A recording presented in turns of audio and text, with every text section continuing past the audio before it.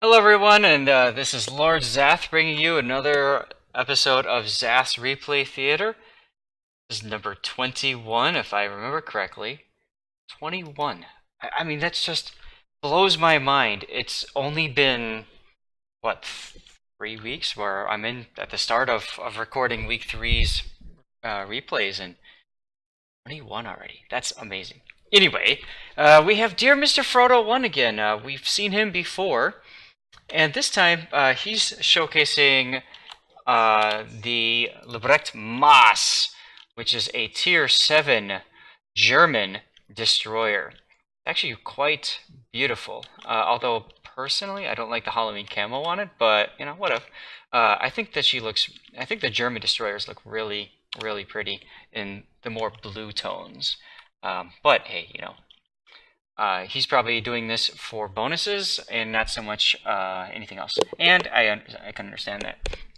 Speaking of bonuses, he's got no flags. Personally, if I'm using a premium camouflage like this to add to my battle results, I would probably be also running some flags. Either performance enhancing flags, performance enhancing, or I'd be going for something more XP oriented, like Equal Speed Charlie London, like those kinds of things. So just putting that out there, like, I don't know. That's how I would do this. Doesn't mean that I'm doing it right. Everybody has their own style and their own way of playing, so, you know, it is what it is. So, about the Maass. Maass has guns. These are 150 millimeter guns. Nice. It's got 5 of them. And the nice thing about these guns is that they have really good AP, especially against cruisers. So we'll have to see if he gets any good broadside shots on cruisers stuff. I love the detail in the model. Look at that, the little shields coming up and stuff. That's kind of fun. The other thing that the Maass has going for it is some pretty good torpedoes. They don't do the most damage. They don't have the highest flooding chance.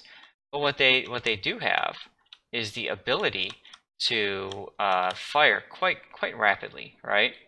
And because of that, because of their ability to fire so rapidly, they're able to keep an area kind of locked down. They're really good for area denial. Sorry, I'm trying to get us a view outside one of these turrets, but alas, I'm not quite able to do so. I might actually. Close to it. Whatever. Okay. So anyway, it's got some good torpedoes. There they are. Other things about the destroyer: the anti-air is meh. It's not the greatest. And it's got the ability to mount the hydroacoustic search consumable, which comes in very handy if you want to flush a cap point, or if you're planning on sitting in your own smoke and stuff like that. It comes in handy. So we can see here we've got premium consumables, damage control party, smoke. It looks like standard engine boost and premium hydro. Good. Personally, I would probably go for premium engine boost as well. 22,500 credits additional. Isn't that much in the grand scheme of things. However, I would probably agree with your assessment. If there's if there's something to get rid of, it might be engine boost, and to be honest, maybe get rid of hydroacoustic as well. I don't know. So this is Neighbors. This is a tier 7 battle, so you are top tier. Congratulations. That's why I love tier 7. It's a lot of fun. And let's see, biggest threats. Well, obviously the cruisers, which there are only 3. You are pretty strong against other destroyers, and of course you've got 4 big tasty battleships to take down, of which the Gneisenau is probably your biggest threat with its secondaries. So, anyways, you're heading to sea. Makes sense. That's where I would go.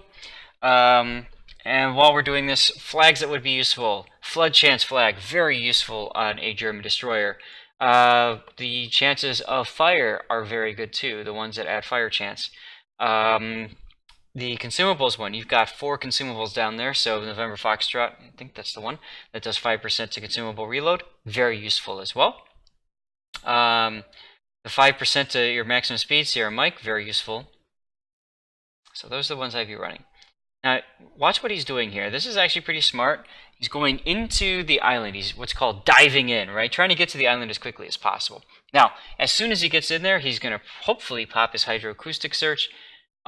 This is a lower range hydroacoustic, so it may or may not necessarily spot everything. But if something's on the other side of the island, it will definitely spot that. And look, just as predicted, there it is. And he's telling his team, yo, dude, shoot this guy. Now, you have to be careful. You are 2 kilometers. You are now proximity spotted by their destroyer. So now he knows exactly where you are, and he's going to come out and charge you and drop torps on you. So I hope you're ready for that. Speed boost, okay. Little late on that. I would have used that earlier, but that's okay. You also have an Akatsuki coming from the other end, so you have to watch that. Smoke up now, man. Smoke up. You've seen the Akat. Good. Smoke up. You're not smoking. Okay.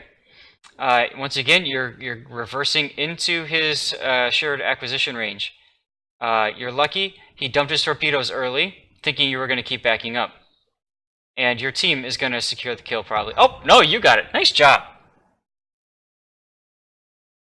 And that's why the German destroyers are so awesome. Because you can go in and take that capture point. Your team definitely supported you, and you should definitely thank your team for the help, as you can see in the chat. Thanks, awesome support, guys. And Frosty Noid seems to be a little on the salty side, but that's the Podvoisky. I don't know where he is. Oh, he's at A. Oh, he killed the destroyer over there. Cute.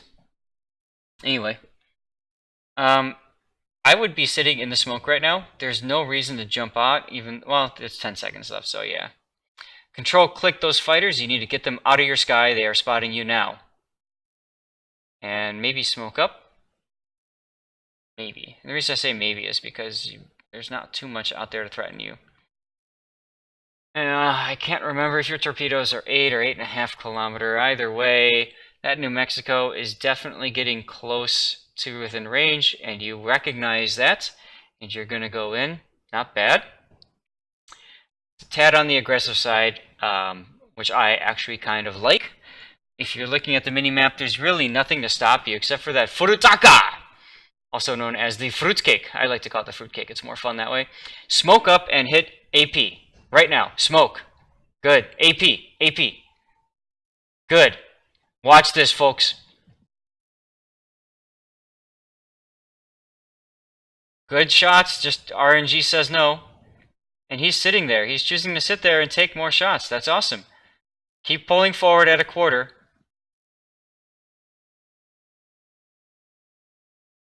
There you go. 2 grand hit, guys. See that? If you get another 3 grand hit, if you can get really good at using this AP, I mean, look at that. There's an, no, that's just overpens. Boring.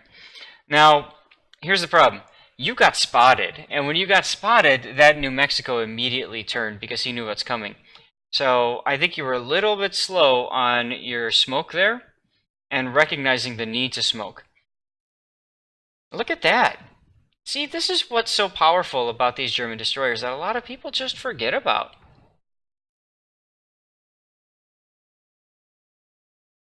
A lot of people would typically go to HE, they try to set fires, yada yada yada. But you're getting some pretty good AP hits. I'm liking it. Now you switch back to HE for some odd reason. I think you're thinking about the Nelson. You are definitely doing the right thing in that you're stopping your fire. I would probably, the way the Nelson's going, I probably would have reversed there, tried to dump my torpedoes, and then pulled forward like you are now. That's okay though. What it means is that you're gonna get spotted by the Nelson, and you're not gonna have really a good angle on him. That's why I think if you would have reversed and fired in front of him, you would have done better. You might get lucky, he might be a derp and not react, but it looks like he's already kind of turning. So, yeah, what do you know, the Nelson shot you. So clearly, he's not a good target at this point, because he's on the defensive. those torpedoes, if they don't hit him, are going to spook him. So if I were you, if you were going to seriously dump those torps like you did that one set, I would have dumped both of them, and I would have dumped him a little bit behind, because he's probably going to slow down. Either way, I see that now you're thinking, I want to go and get in. Look at your smoke consumable reload. It's 30 seconds away, so you're not in a good position to fight that Miyoko yet. Okay, look at your torps. Again, see, if you had fired that other set of torps behind, you might have had an actual hit on him. As it is, you still got him, so hey, that's awesome. Hey, you should have only fired one. What was I thinking, right? You were detected by the Kami-R. Pop your speed boost to try to close the range with him. Pop your hydroacoustic search to see and spot his torpedoes before they spot you. There's the Kami-R. Hydroacoustic, man. Hydroacoustic. Why are you not using hydro? Hydroacoustic. Hydroacoustic. Maybe also some smoky smoke. Hey! Wow!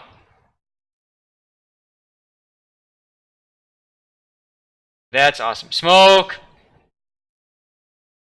There you go. You got really lucky that Kami-R did not torpedo you. I don't know why he didn't. But he didn't. Maybe smoke up. Or maybe use your hydro now. Just in case the Kami did send torps your way. Or, well, the Miyoko wasn't at a good angle to torp, so yeah, that's okay.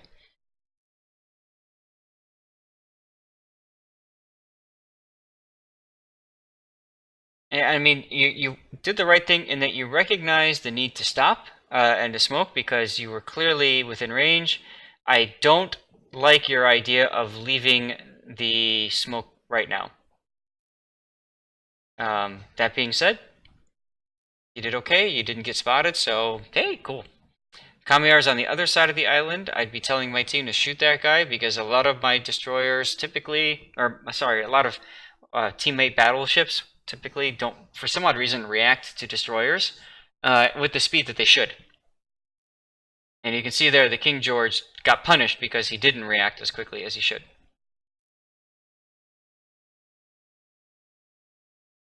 And you're angling to get a shot in the Kami-R, but you see there's no need. There was an Atlanta there that was clearly going to help you out. Are you going to get this? Are you freaking going to get this? Nope.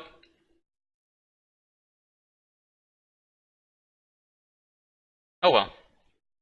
Still, you put him on the defensive. You probably scared the crap out of him. So you can still get torpedo hits, although now you're shooting. So again, now he knows you're there. But AP in the side. Pro status unlocked, guys. Look at this.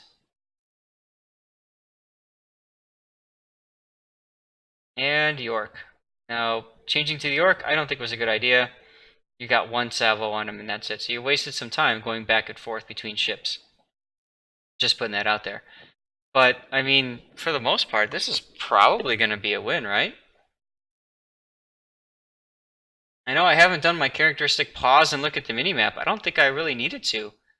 Gneisenau is going to torp to King George.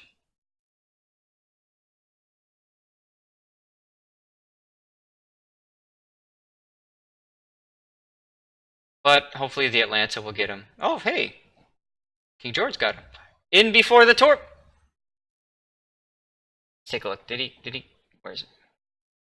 No? Wow. I was a misplay on the Gneisenau. Oh well. New Mexico approaching! And you immediately switch to torpedoes, and you're thinking, how can I line up this trick shot? I love it. Smoke coming back online. See, this is where if you had that extra premium speed boost, it would come in very handy. You could get into that position much quicker to do something. Nice. That's huge. You have nothing preventing you from mopping up. I would, honestly, I'd probably go for the Iron Duke, because the new Mex is at a side to you. You're going to the new Mex. I think you want both. Nope. See what I mean? There's no point in shooting the new Mex. He's got plenty of people shooting him. Iron Duke is who you want. And now I think you've realized that, and you're like, Scheiße! So, anyway, Let's see if you can get this Iron Duke.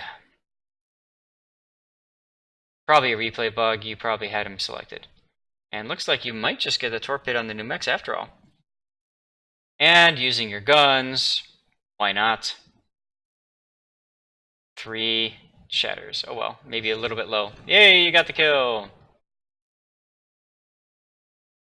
Question is, will you get the kill on this dude too? Not like it matters. You've gone to HE. I think you're trying to get him to burn a DCP. It's a little late for that. Your shells are, your torps are definitely going to hit. Or maybe you felt like you didn't, Oh, jeez. Alright. Well, if he didn't burn his DCP already, he definitely did now, right? Like, that's just it. And that's going to be game. So, man, I gotta say, nice game. And yeah, look, your team is your enemy is even complimenting your play, and that is obviously a good sign. So you did a phenomenal job, man. I don't know what I could tell you to do differently. You went into C-Cap, you hydroed, you dominated. You are the reason your team steamrolled. I hope you realize that, and I hope everybody else realizes that too. But being aggressive, getting into C, and killing off and helping to kill those 2 destroyers early, you have secured this win single-handedly, and that set into motion everything else.